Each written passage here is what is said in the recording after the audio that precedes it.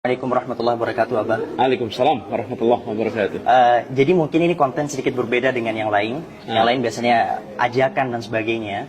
Tapi kali ini ada sedikit pesan yang sering kali kami sampaikan kepada teman-teman saya yang nyalak. Apa tuh? Terlepas dari apapun surveinya, Abah harus ingat sama firman Allah Subhanahu wa taala, "Tu'til mulka man tasha wa tanzi'ul mulka mimman tasha."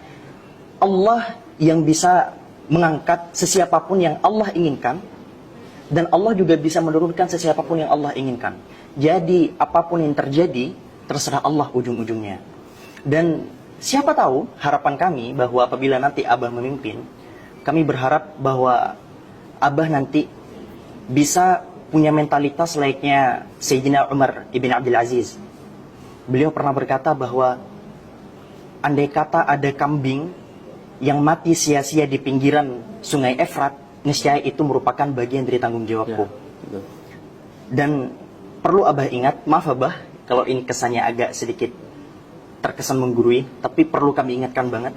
Andai kata nanti Abah menjadi pemimpin negeri ini, kemudian ada sedetik atau 2 detik Abah menyelewengkan kepemimpinan Abah, 1 detik setelah kematian Abah, sampai hari kiamat nanti, Abah tidak akan pernah tenang. 1 detik setelah kematian Abah, wallahi, Abah tidak akan pernah tenang. Dan andai kata Abah bertanggung jawab betul-betul, maka itu adalah ladang pahala terbesar untuk Abah. Kami berharap Abah benar-benar memegang teguh prinsip itu. Ingat, bahwa pemimpin itu banyak orang-orang yang lari darinya. Para salafun saleh selalu lari dari kepemimpinan itu karena kepemimpinan itu begitu kejam. Kepemimpinan itu dekat dengan neraka. 3 orang di dalam hadis riwayat Tirmidzi yang pertama kali masuk neraka adalah pemimpin yang menyelewengkan kepemimpinannya. Maka kami berharap, Abah, kami datang dengan penuh harapan. Kami datang tanpa bayaran. Kami berharap Abah bisa memegang teguh prinsip kepemimpinan yang sebenarnya. InsyaAllah. Dan perjalanan yang penuh dengan tantangan ini juga kita yakini bahwa semua rekayasa-rekayasa yang kita hadapi ini gak akan mungkin bisa mengalahkan rekayasa Allah. Wa makaru wa makarullah. Wallahu khairul makirin. Jadi kita pegang itu sebagai bagian ikhtiar. Nantinya pada saat mengambil keputusan, kita akan selalu berada di dilema. Tidak semua keputusan sesuai dengan teori. Ya. Tidak semua keputusan itu adalah sesuatu yang sesuai dengan yang seharusnya. Di dalam mengambil keputusan, karena itulah disebut kebijaksanaan. Iya. Karena harus mengambil keputusan dalam situasi-situasi yang penuh dengan dilema. Saya beri contoh. Ya. Contoh boleh ya? Boleh. Nih, misalnya ini di sini ada rumah sakit. Lalu di sini Kadam sedang berada di sini. Jalan di sini satu arah Kadam. Dari sini ke sini arahnya jalan. Kadam sedang berada di sini. Pas Kadam di sini ada kecelakaan di sini. Tabrakan keras. Korbannya jatuh. Lalu Kadam lihat kondisinya berat.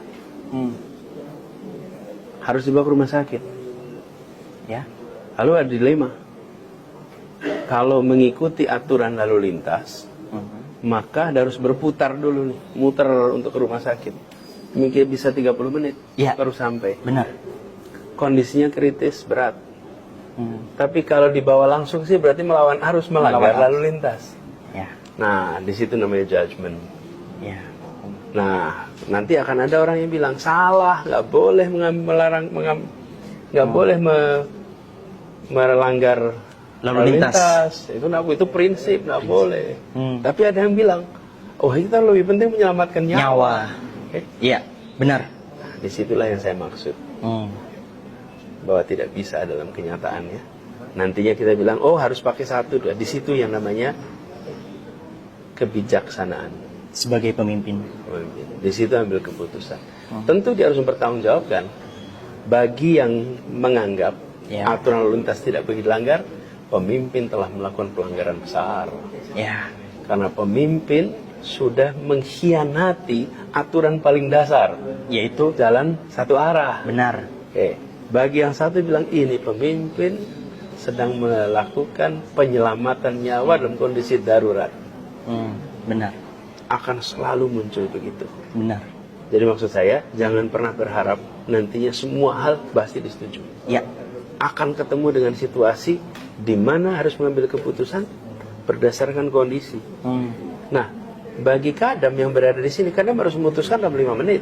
Ya. Bagi orang lain, mendiskusikan bisa 3 jam. Afternya. Tapi kadam di situ 5 menit harus putusin. Mau pakai yang mana?